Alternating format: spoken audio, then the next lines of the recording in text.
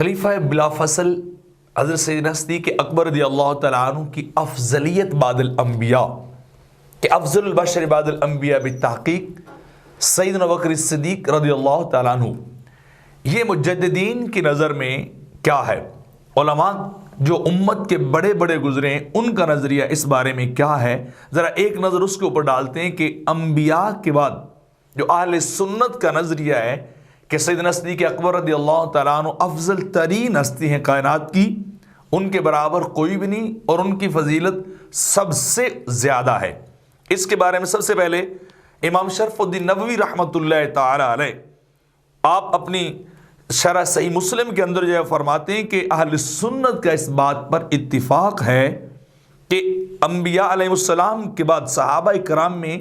سب سے افضل ترین سیدنا ابوبکر صدیق ہیں اور پھر سیدنا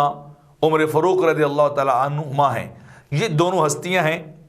اس طرح امام محمد بن حسین بغوی رحمہ اللہ وہ فرماتے ہیں کہ حضرت سیدنا صدیق اکبر، پھر عمر فاروق، پھر عثمان غنی اور پھر علی شیر خدا رضی اللہ تعالی عنہم، یہ کیا ہے؟ یہ انبیاء مرسلین کے بعد جو ہے یہ سب سے افضل ہیں۔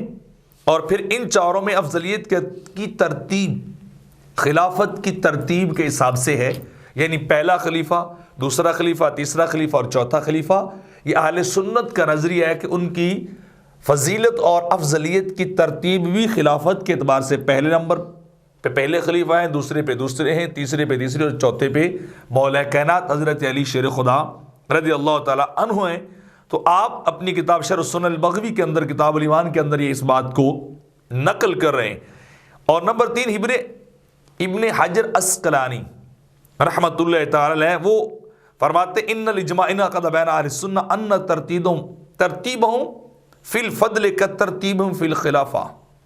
وہ کہتے ہیں اہل سنت کا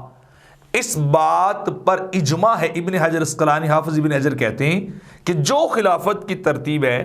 اہل سنت کا اجماع ہے کہ افضلیت کی ترتیب بھی وہی ہے، یعنی جس طرح خلافت چلتی آ رہی ہے۔ فتح الباری کے اندر لکھا ہے۔ امام جلال الدین سیوطی رحمہ اللہ تعالی علیہ آپ فرماتے ہیں اہل سنت کے اس بات پر اجماع ہے کہ رسول اللہ صلی اللہ علیہ وسلم کے بعد صحابہ میں سے افضل ترین ہستی سیدنا ابوبکر صدیق رضی اللہ تعالی عنہ ان کی ہے، پھر سیدنا عمر فاروق ہیں، پھر عثمان ذی النورین ہیں اور پھر مولا کائنات حضرت علی رضی اللہ تعالی عنہ ہیں۔ یعنی وہی ترتیب جو ہے وہ چلاتے آ رہے ہیں۔ طریق الخلفاء کے اندر اس بات کو امام جلال الدین سیوطی نے نقل کیا ہے۔ اور 5ویں نمبر پہ عبد الوہاب شرانی رحمۃ اللہ تعالی علیہ وہ جو الیواقیت والجواہر اپنی کتاب کے اندر جو ہے وہ لکھتے ہیں کہ انبیاء کرام علیہم السلام کے بعد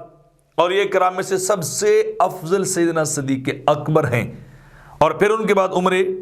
فاروق ہیں، عمر فاروق رضی اللہ تعالی عنہ کے بعد سے عثمان ذی النورین ہیں، اور پھر ان کے بعد حضرت علی المرتضیٰ شیر خدا رضی اللہ تعالی عنہ ہیں۔ تو وہ بھی نقل کر رہے ہیں کہ ترتیب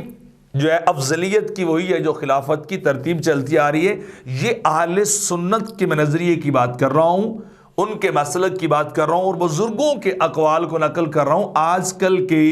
جو ہے وہ میڈیائی جو ہے ریسرچر یا جو اسکالر ہیں ان کی بات نہیں کر رہا۔ یہ امت کے مانے ہوئے لوگ ہیں جن کو کئی صدیوں سے لوگ پڑھتے بھی آ رہے ہیں اور آگے ان کی باتوں کو پھیلاتے بھی جا رہے ہیں۔ فخر الدین رازی رحمۃ اللہ تعالی علیہ اپنی تفسیر کبیر کے اندر جو ہے وہ اسی بات کو نقل کرتے ہیں جو ترتیب میں نے پہلے نقل کی، بلکہ وہ کیا کرتے ہیں، وہ صراط الذین انعمت علیہم اس آیت کو بنیاد بنا کر وہ سیدنا صدیق اکبر کی جو ہے افضلیت کو بیان کرتے، ساتھ دوسری آیت کریمہ ملاتے ہیں انعم اللہ علیہم من النبیین والصدیقین، نبیوں کے بعد فوری ہی صدیقین کا درجہ ہے اور صدیقین کے سرخیل اور امام جو ہے وہ سیدنا صدیق اکبر ہے بعد الانبیاء۔ تو وہ دونوں آیات کو ملا کر اس بات کی وضاحت کر رہے ہیں کہ دیکھیں یہ دونوں آیات ثابت کرتی ہیں کہ افضلیت سیدنا صدیق اکبر رضی اللہ تعالیٰ عنہ کو حاصل ہے آقا علیہ السلام کے بعد، یعنی انبیاء کے بعد۔ اس طرح ابن حجر حیتمی رحمۃ اللہ تعالی علیہ وہ بھی جو ہے الصواعق المحرکہ کے اندر لکھتے ہیں کہ امت کا اس بات پر اجماع ہے کہ سیدنا صدیق اکبر سب سے افضل ہیں، پھر ان کے بعد سیدنا عمر فاروق رضی اللہ تعالی عنہ ہیں۔ تو وہ بھی نقل کر رہے ہیں